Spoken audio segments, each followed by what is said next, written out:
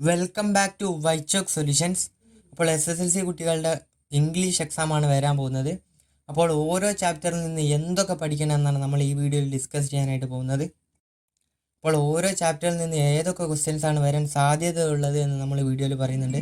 അതേപോലെ ഓരോ ചാപ്റ്ററിൽ നിന്ന് എത്ര മാർക്കിനാണ് ചോദിക്കുക എന്ന് പറയുന്നുണ്ട്. അപ്പോൾ ഇതൊക്കെ കഴിഞ്ഞ വർഷങ്ങളിലെ ചോദ്യപേപ്പറൊക്കെ നോക്കിയിട്ടാണ് തയ്യാറാക്കിയിരിക്കുന്നത്. അപ്പോൾ നമുക്ക് സമയം കളയാതെ നേരെ വീഡിയോയിലോട്ട് പോകാം. അപ്പോൾ നമ്മുടെ ഫസ്റ്റ് ആൻഡ് ഇമ്പോർട്ടൻറ്റ് ചാപ്റ്റർ ആയിട്ടുള്ള അഡ്വഞ്ചറസ് ഇൻ എ ബാനിയൻ ആണ്. അപ്പോൾ ഈ ഒരു ചാപ്റ്റർ പഠിക്കുന്ന സമയത്ത് നമുക്ക് 3 പാർട്ടായിട്ട് തിരിക്കാം. ആദ്യം തന്നെ ബോയും സ്ക്വിരലും ഫ്രണ്ട്സ് ആവുന്ന ആ ഒരു പാർട്ട്. അപ്പോൾ അവനെ കണ്ട് arching its back sniffing in to the air എന്നൊക്കെ പറഞ്ഞിട്ടുള്ള ആ ഒരു ഭാഗം കഴിഞ്ഞിട്ട് മങ്കൂസും സ്നേക്കും തമ്മിലുള്ള ഫൈറ്റ്. ഇത് വളരെ ഇമ്പോർട്ടൻ്റ് ആയിട്ടുള്ള ഒരു പാർട്ടാണ്. ഈ ഒരു ഭാഗത്തു നിന്നാണ് നറേഷനും റൈറ്റപ്പും കാര്യങ്ങളൊക്കെ ചോദിക്കാറുള്ളത്. അപ്പോൾ മങ്കൂസും സ്നേക്കും തമ്മിലുള്ള ഫൈറ്റും പഠിച്ചു വെക്കാം.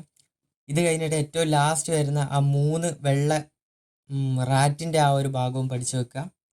അപ്പോൾ ഈ ഒരു ചാപ്റ്ററിൽ നിന്ന് ചോദിക്കാൻ ചാൻസ് ഉള്ള ക്വസ്റ്റ്യൻസ് നോക്കുകയാണെങ്കിൽ ഈ ഒരു ചാപ്റ്ററിൽ നിന്ന് ഒരു ഡയറി ചോദിക്കാൻ ചാൻസ് ഉണ്ട്. അപ്പോൾ നമ്മുടെ ബോയ് ഈ ഒരു ഫൈറ്റ് സീൻ കണ്ടതിന് ശേഷം അവൻ പോയി എഴുതുന്ന ഒരു ഡയറി ചോദിക്കാൻ നല്ല ചാൻസ് ഉണ്ട്. അതേപോലെ നമ്മുടെ ഫൈറ്റ് സീന് നറേറ്റ് ചെയ്യാനോ അല്ലെങ്കിൽ റൈറ്റപ്പ് ചെയ്യാനോ ഉണ്ടാവും. അത് ഒരുപാട് പരീക്ഷകളിൽ കാണാറുള്ളൊരു ചോദ്യമാണ്. നമ്മുടെ ഫൈറ്റ് സീൻ നറേറ്റ് ചെയ്യാനോ അല്ലെങ്കിൽ റൈറ്റപ്പ് ചെയ്താനോ വേണ്ടി അത് ഏകദേശം ഒരു 6 മാർക്കിനൊക്കെ ആയിരിക്കും ഈ ഒരു ഭാഗത്തുനിന്ന് ചോദ്യം ഉണ്ടാകുക. അപ്പോൾ നമ്മൾ ഈ ചാപ്റ്ററിൻ്റെ ഒരു വെയിറ്റേജ് നോക്കുകയാണെങ്കിൽ 16 മാർക്കാണ് ഈ ഒരു ചാപ്റ്ററിൻ്റെ വെയിറ്റേജ്. കഴിഞ്ഞ പ്രാവശ്യവും അതിൻ്റെ മുന്നത്തെ പ്രാവശ്യം ഒക്കെ 16 മാർക്കിന് ഈ ഒരു adventures in a banyan tree എന്ന ചാപ്റ്ററിൽ നിന്ന് ചോദ്യങ്ങൾ വന്നിട്ടുണ്ട്. അപ്പോൾ ഈ ഒരു ചാപ്റ്റർ നമ്മൾ നന്നായിട്ട് തന്നെ പഠിക്കണം.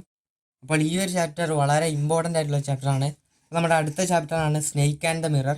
അപ്പോൾ ഇതിൽ വരാൻ നല്ല ചാൻസ് ഉള്ളത് ഹോമിയോപാത്തിൻ്റെ ഒരു ക്യാരക്ടർ സ്കെച്ച് വരാൻ നല്ല ചാൻസ് ഉണ്ട്. അത് കഴിഞ്ഞിട്ട് ഒരു ലെറ്റർ വരാൻ നല്ല ചാൻസ് ഉണ്ട്. അതൊരു ഫോർമൽ ലെറ്ററോ ഇൻഫോർമൽ ലെറ്ററോ ആവാം.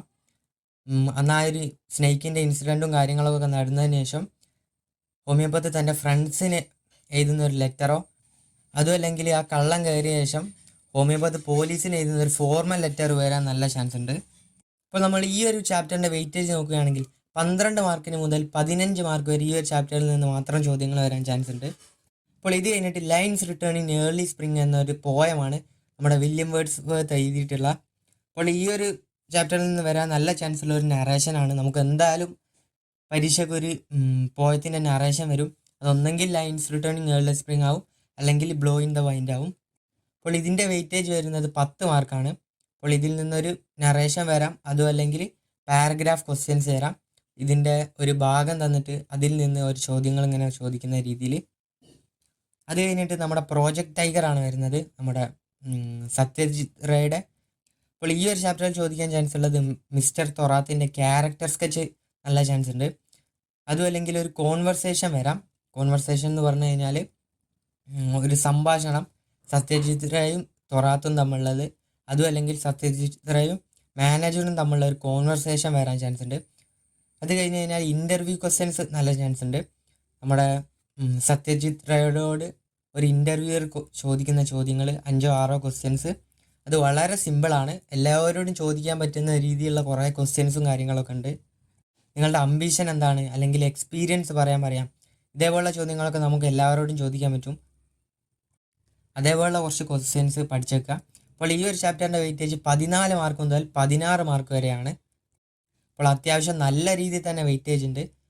നമ്മൾ ഈ ഒരു പ്രൊജക്ട് ടൈഗർ എന്ന ഈ ഒരു ചാപ്റ്ററും അതുപോലെ ഫസ്റ്റ് ചാപ്റ്ററായ adventures in a banyan tree എന്ന ഈ ഒരു 2 ചാപ്റ്റേഴ്സ് മാത്രം പഠിച്ചാൽ തന്നെ നമുക്ക് പരീക്ഷയിൽ ജയിക്കാനായിട്ട് പറ്റും. നമ്മൾ പാസ്സാവും. ജസ്റ്റ് പാസ്സാകുക മാത്രമല്ല, നല്ല മാർക്കോട് കൂടി തന്നെ പാസ്സാകാൻ പറ്റും. ഈ ഒരു 2 ചാപ്റ്റേഴ്സ് മാത്രം പഠിച്ചാലാണ് പറയുന്നത്. അപ്പോൾ നല്ല വെയിറ്റേജ് ഉള്ള ചാപ്റ്റേഴ്സാണ് ഇത് രണ്ടും. അപ്പോൾ നമ്മൾ അടുത്ത ചാപ്റ്റർ മൈ സിസ്റ്റേഴ്സ് ഷൂ. ഇതിൽ നിന്ന് വരാൻ ചാൻസ് ഉള്ള ഒരു കോൺവെർസേഷൻ വരാൻ നല്ല ചാൻസ് ഉണ്ട്. അതേപോലെ ഒരു നോട്ടീസ് വരാം. ഇതിലെ വെയിറ്റേജ് വരുന്നത് 6 മാർക്ക് മുതൽ 8 മാർക്ക് വരെയാണ്.